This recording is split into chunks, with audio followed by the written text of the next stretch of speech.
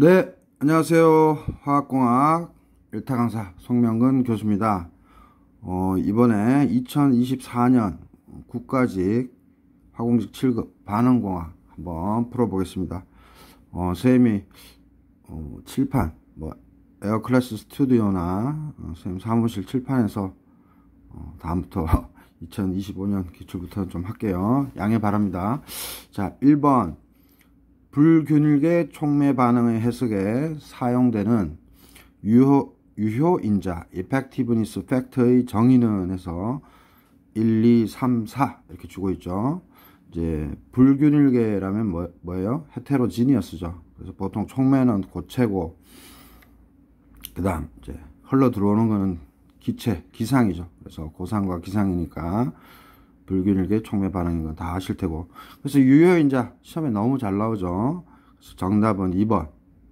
뭐예요? 실제 반응 속도를 촉매 기공을 통한 확산이 없는 경우를 가정한 반응 속도로 나눈 값. 그래서 실제 반응 속도를 나누는 거죠. 촉매 기공을 통한 확산이 없는 경우를 가정한 반응 속도. 그래서 이 말은 그냥 쉽게 이해하세요. 이 불균일 촉매 반응은 그냥 웬만하면 다 그냥 포화, 기공에서 일어난다고 생각하면 이 실제 반응 속도라는 의미는 기공에서의 실제 반응 속도예요.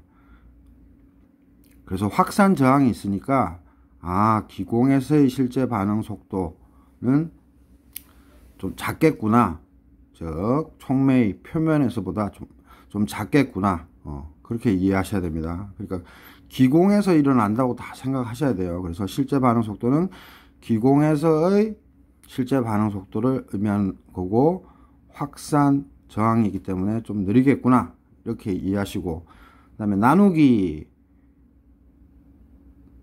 촉매 기공을 통한 확산이 없는 경우를 가정한 반응 속도. 이 말은 뭐예요? 다시 말해서 촉매 표면, 그래서 활성점 사이트라 그러죠. 그래서 원래는 촉매 기공 내에 확산 저항이 있는데 그거 없는 경우로 가정한 반응 속도다. 이 말은 즉 뭐예요? 촉매 표면일 때의 반응 속도라고 이해하면 됩니다. 그죠? 그래서 정답은 2번이 되는 거고, 좀 더 설명을 해볼게요. 자, 그래서 쌤이 여기 써놨는데 포글러 책에서 뭐라고 돼 있어요? 유효인자, 즉 effectiveness factor. 포글러 아니고 레벤스필. 쌤이 포글러하고 레벤스필 다 설명드릴게요. 그래서 유효인자는 effectiveness factor라 그러고, 레벤스필 책에서는 이렇게 대문자 입실론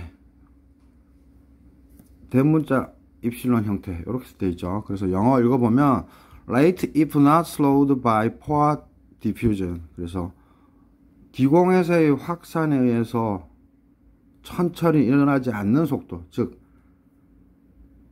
표면에서의 속도로 가정하라, 반응 속도로 가정하라, 이 말이죠. 즉 poor diffusion이 not 없는 경우고, 분모는 뭐예요? 아니 분자는 아까도 얘기했지만 기공일 때예요. 무조건 기공 생각하세요. 여기 그림에 우리는 항상 기공일 때를 생각하셔야 됩니다. 그래서 분자를 보면 actual mean reaction rate with poor, 그러니까 기공에서의 평균, 실질적인 평균 반응 속도, 이거니까 분자는 기공에서 실제 반응 속도고 분모는 가상적인 속도, 즉 그냥 확산 저항이 없는 것, 즉 그냥 기공 표면이라고 생각하시면 됩니다. 그래서 레벤스필에서는 그래서 영어로는 어떻게 나타냈어요? 기호로는 RA, without diffusion resistance. 그래서 확산 저항이 없는 경우, without 없는 경우의 반응 속도, 즉 다시 말해서 촉매의 표면의 반응 속도로 이해하시면 되고, RA bar with diffusion 하면 뭐예요? 기공에서 diffusion, 확산이 있을 때, 확산이 있다는 말은 확산 저항이 있다는 말이죠. 그때의 평균 반응 속도. 그래서 다 그 말이죠. 그래서 한글로 표현한 걸 보면 촉매 기공을 통한 확산이 없는 경우를 가정한 반응 속도 분의 촉매 기공 내에서의 실제 반응 속도. 그죠? 요렇게 이해하시면 되죠. 그래서 다시 한번 간단히 얘기하면 분모는 확산장이 없는 경우니까 그게 표면이겠죠. 그래서 표면의 반응 속도 정도로 이해하시면 되고, 분자는 기공 내에서의 실제 반응 속도로 이해하면 됩니다. 오케이? 그래서 선생님이 여기 주저리 써놨는데 예전에 다 설명했던 거니까 넘어가고, 여기 보면 포글러에서는 기호 이걸 쓰죠. 에타를 쓰죠. 그래서 참고로 이제 말씀드리면 옛날에는 레벤스필과 포글러가 5대5 방식으로 출제됐지만 지금은 한 7대3 비율이니까 포글러 책을 그 레벤스필로 학부에서 배우신 분들은 포글러 책을 꼭 소장하시기 바랍니다. 그리고 공부하셔야 돼요. 그래서 유효인자 또는 유효계수, 그리고 포글러에서는 내부 유효인자라고 표현을 하죠. 그래서 에타, 레벤스필에서는 이제 입실론, 대문자 입실론 이렇게 쓰죠. 그래서 똑같습니다. 뭐라고 정했어요? 전체 내부 표면, 즉 포화예요. 기공 내 전체 내부 표면이 입자 외부 표면 조건, 즉 CAS, 즉 CA의 농도가 어떤 농도일 때? 즉 기공의 표면, 기공으로 안 들어가고 그냥 총매 표면, 그래서 여기 S라고 붙인 것 뿐이에요. 그래서 CAS와 온도 TS에 노출될 때의 가상적인 반응 속도, 어렵게 써놨지만 아무것도 아닙니다. 그냥 총매 표면에서의 반응 속도로 이해하시면 되고, 이게 그럼 크겠죠? 분자보다. 분자는 실제 총괄 반응 속도. 그래서 포글러나 레벤스필이나 같고요. 단지 뭐예요? 그냥 표현 방식에서 포글러는 마이너스 RAS 분의 마이너스 RA 또는 마이너스 R 프라임 AS 분의 마이너스 RA 프라임 이렇게 나타내는데, 이렇게 프라임이나 2 프라임 붙는 거는 단위가 틀리기 때문에 그냥 표현한 거니까, 그냥 단위가 틀려서 그냥 표현한 것 뿐이다 생각하시면 되고, 여기서는 마이너스를 붙인 거는 A가 반응물이기 때문에 마이너스라고 붙인 것 뿐이고, 그죠? 포글러에서는 마이너스 안 붙인 거는 그냥 그 RA를 생성물이든 반응물이든 그냥 총칭해서 쓰는 거니까 RA라고 쓰든 마이너스 RA라고 쓰든 이거 다 그냥 양의 값이에요. 그래서 원래 반응 속도는 양이잖아요. 그래서 RA라고 써도 그냥 반응물로 이해하시면 되는 문제입니다. 그쵸? 그래서 조금 더 설명을 드리면 최대한 줄이겠습니다. 선생님 설명을 다 하는 거니까. 그래서 유효인자 에타, 레벤스필 반응 표현법이죠. 그 다음에 포글러의 에타는 이렇게 이해하시면 돼요. 기공 내에서 확산저항이 없을 때의 반응 속도. 즉 확산저항이 없다는 거는 둘 다 기공 내에서요. 근데 확산저항이 없다는 거는 요거를 어떻게 이해하면 된다? 총매의 표면에서의 반응 속도로 이해하시면 된다. 그래서 분모가 당연히 분자보다 크겠죠. 그 다음에 분자는 기공 내에서 확산저항이 있을 때의 반응 속도. 그래서 유효인자를 이해하실 때는 가장 편한 게, 일단 기공 내에서 일어나는 건데 기공에서 확산저항이 없을 때의 반응 속도분에 확산저항이 있으니까 있을 때의 반응 속도로 나눈 거다. 그렇게 이해하시면 됩니다. 그리고 참고로 쌤이 유튜브에서도 많이 얘기했지만은 지금 패스백.co.kr에서는 즉 한국기술고시하고 노량진에서는 이제 8월 말까지 2025년 8월 말까지고, 이제 지금 에어클래스에서는 쌤이 계속 업데이트하면서 판매를 하고 있으니까 뭐 8월 말까지는 요렇게 들으시면 되고, 지금이라도 에어클래스에서 수강을 하시면 됩니다. 왜냐하면 동영상을 계속 올리고 있으니까. 한국기술고시학원이 저기 용산으로 가면서 이제 사단법인화해서 건축과 토목만 이제 그 직장인들 대상으로 뭐 인강도 판매하고 이제 교육도 하기 때문에 이제 쌤은 화공과잖아요. 그래서 이제 오랜 인연을 갖고 있었는데 한국기술고시학원하고 이제 쌤이 에어클래서 플랫폼에서 이제 시작하게 됐습니다. 선생님이 직접 학원, 그 사이트를 만들어서 또는 학원을 해서 할 수도 있지만, 과도기적 입장에서, 에어클래스, 우리나라 인터넷 좀 강력한 플랫폼이죠. 그래서 여기에서 시작하게 됐다는 거 보고 말씀드리고 싶고요. 그 다음에, 강의는 다 PDF로 이제 교재를 올려놨어요. 근데 책을 구매하고 싶다 이러면 거기 공지사항이 있으니까 메일 주시면 선생님 출판사를 통해서 한국기술고시학원 때와 똑같이 선생님이 교재를 발송해 드립니다. 원래 다 선생님 출판사 소유로 돼 있었죠. 한국기술고시학원에서 책을 홍보 드릴 때도. 그래서 참조하시면 됩니다. 그래서 뭐 다 아시지만 2024년 거는 단품으로도 판매하고 단과 상품, 그러니까 이런 연도 단품이 아닌 단가로도 판매하고 있다는 거 아시면 되겠습니다. 자, 이렇게 해서 1번 문제 간단하게 풀어봤고요. 뭐 변별력에 지장 없습니다. 자, 2번 문제 볼까요? 웬만하면 어렵게 안 내기 위해서 등원으로 하죠. 등원 회분식 반응기에서, 등원 BR에서 A와 B가 비가역이 아니고 뭐예요? 가역이죠, 가역. 가역이고 액상 반응. 앞다리 하면 가역인 거죠. 그래서 액상 반응이라는 것은 부피 변화 분율이 없는 거고, 이거 안 주어졌어도 A와 B의 개수가 1이니까 상관없죠. 그래서 액상 반응을 진행할 때 반응기의 농도 평형상수, 농도 평형상수 즉 KC 19다 이 말이죠.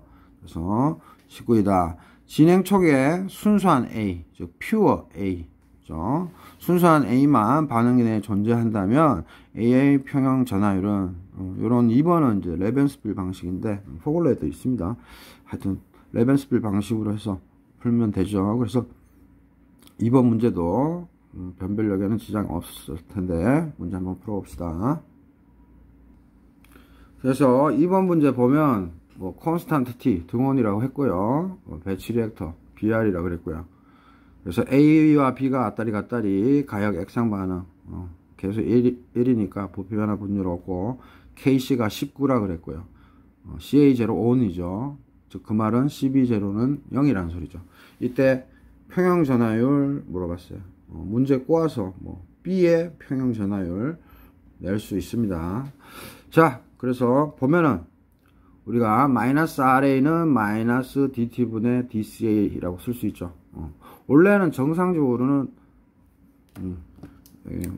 펜을 갖다 대면 화면이 해상도가 안 좋아서 마이너스 RA 마이너스 V분의 1 DT분의 DNA 원래는 이렇게 쓰죠. 이렇게 쓰는데 부피 변화가 없을 때 V는 요 NA 밑으로 들어가서 CA가 되죠. 그래서 부피 변화가 없을 때는 우리 그냥 이렇게 쓰죠. 자, 그래서 반응 속도식 쓰고 그 다음에 이제 K1, K2라고 놓고 K1 CA 빼기 K2 CB 이게 이제 반응 속도식이죠. 그래서 평형이면 뭐예요? 반응 속도가 눈에는 0으로 보이죠. 그래서 평형일 때는 0이 되는 거예요. 그래서 어찌됐든 요거를 이제 우리가 편하게 CA0 관점으로 풀어내면 K1은 CA는 CA0 1-XA이고 빼기 지금 7급 들으시는 분들이니까 후닥닥 할게요. 쉽게. 그 다음에 K2 CB는 K2 적고 CB는 어떻게 표현해요? CA0에 갈로 열고 M 플러스 XA죠. 그래서 이때 M은 MB라고 써도 되죠. 그래서 CA0분의 CB0 그죠? 또는 포글러에서는 이렇게 세타 형식으로 쓰고 여기 B 그죠? 다 같아요. M이 의미하는 건 그 다음에 X의 앞에 여기 1이고 1이니까 1분의 1이니까 XA라고 쓰는 거고요. 다 할 겁니다. 7급 준비생이니까. 그래서 평형일 때는 이 값이 0인 거죠. if 평형이면 이퀄리브리엄이면 그래서 평형이니까 뭐예요? K1 CA 빼기 K2 CB가 0이에요. 그리고 평형이라 그랬으니까 이때의 농도를 쭉 올려볼게요. 평형이라고 했으니까 뭐예요? CA 대신에 K1CA 빼기 K2CB 이퀄 0인데 CA 대신에 사실 시험 칠 때 바쁘니까 이 빼도 되는데 이제 원리 원칙대로 해보면 K1CAE 빼기 K2CBE는 0인 거죠. right? 그죠? 이퀄리브리엄 상태의 농도니까.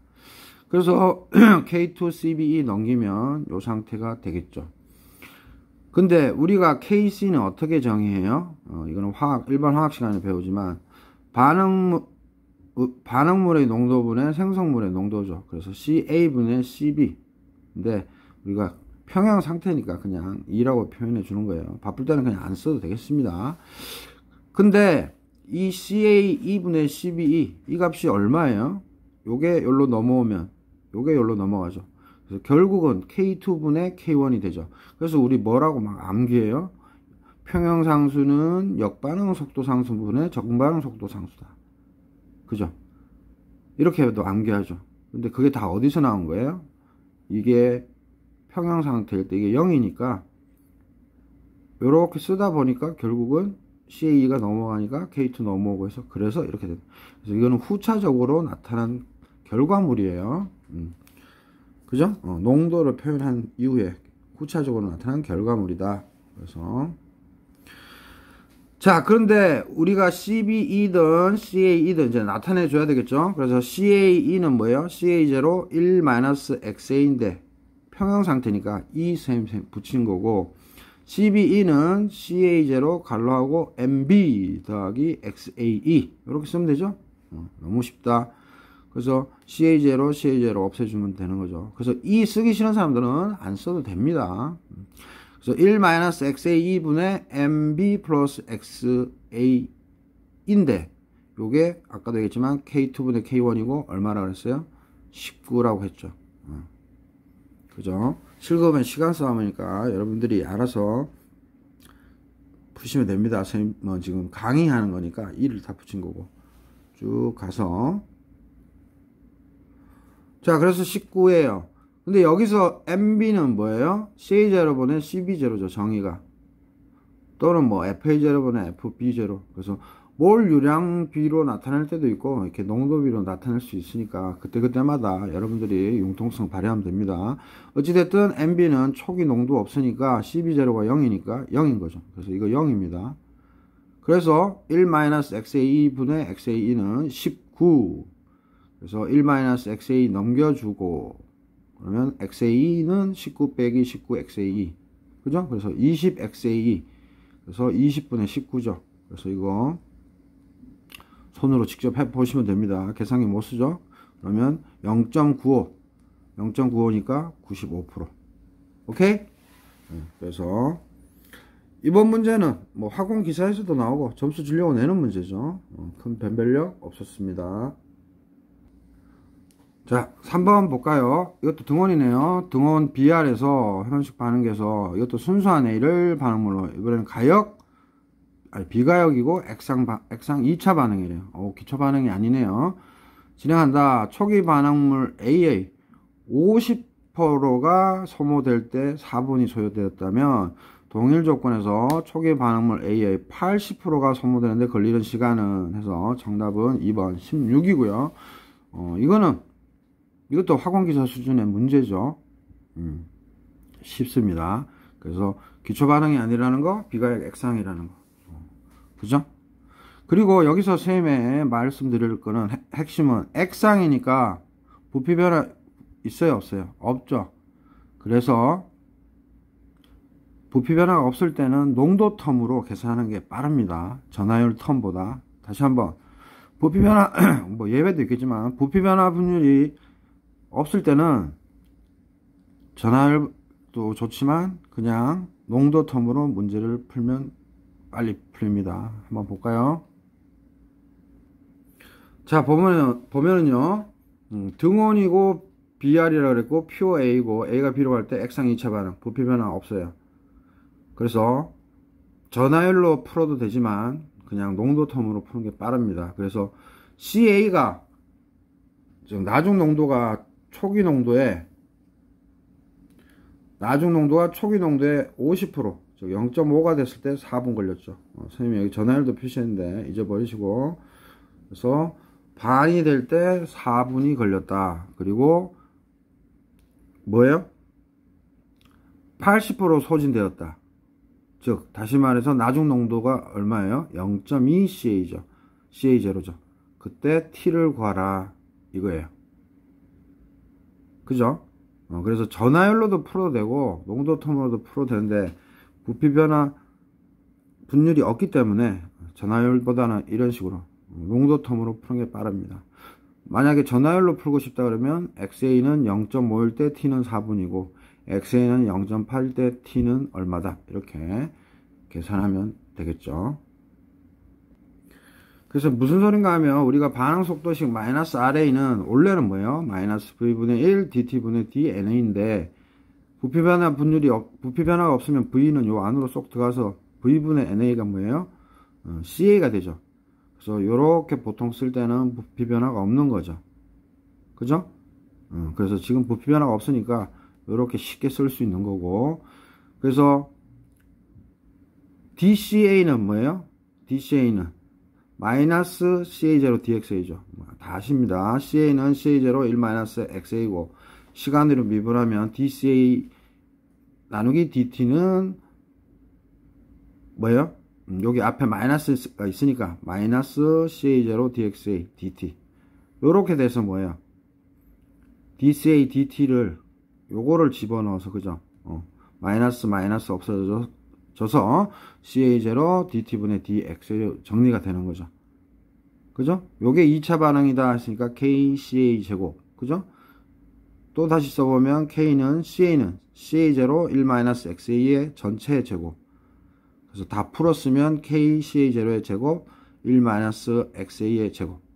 그래서 요렇게 해가지고 이렇게 전하율로도 얼마든지 전하율 값 물어보면 이렇게 전하율로도 풀 수 있는 거죠. 그리고 부피 변화 분율이 없거나 부피 변화가 없거나 액상이면 그냥 바로 이거 안 쓰고 바로 그냥 이렇게 쓰시면 되죠. 그래서 이렇게 해서 그냥 여기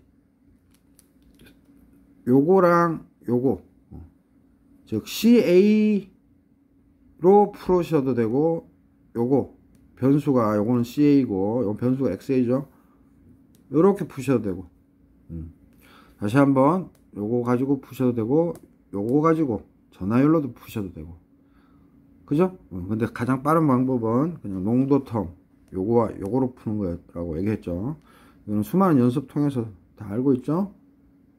자, 그래서 선생님이 풀이 과정 보면 마이너스 RA는 원래는 마이너스 V분의 1 DT DNA인데 이거 뭐 잊어버리시고 마이너스 DT분의 DCA는 KCA 제곱이다. 요거 가지고 퀵으로 풀면 되죠.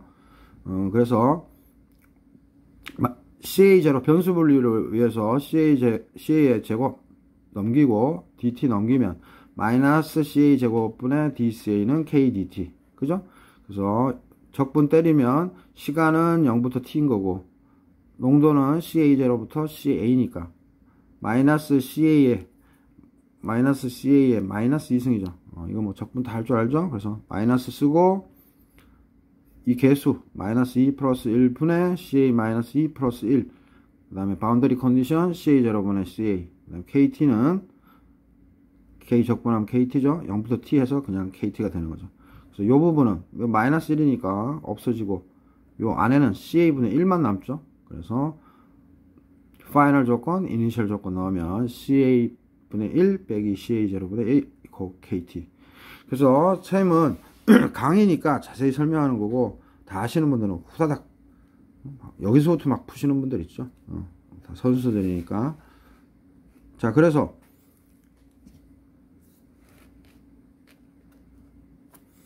이제 집어넣으면 됩니다. CA가 0.5 CA0일 때랑 그 다음에 CA가 0.2 CA0일 때랑 이렇게 넣으면 되죠. 첫 번째 조건, 두 번째 조건. 그죠? 0.5 CA0일 때는 T가 4인 거를 알지만 0.2 CA0일 때는 뭐예요? T가 모르죠. 그래서 T라고 넣습니다. 오케이? 자, 그래서 이거 어떻게 정리해요? 0.5는 10분의 5니까 2분의 1이죠. 그래서 올라가면 2죠. 그죠? 그래서 CA0 2 빼기 CA0 1이니까 CA0분의 1이고 그 다음에 4K 써주면 되고 이거 10분의 2죠. 약분하면 5분의 1 올라가면 5죠. 그래서 CA0 5 빼기 CA0분의 1이니까 CA0분의 4죠. 단순 계산한 거예요. 요거 다시 풀어준 거예요. 그래서 요거는 CA0분의 4 이퀄 KT.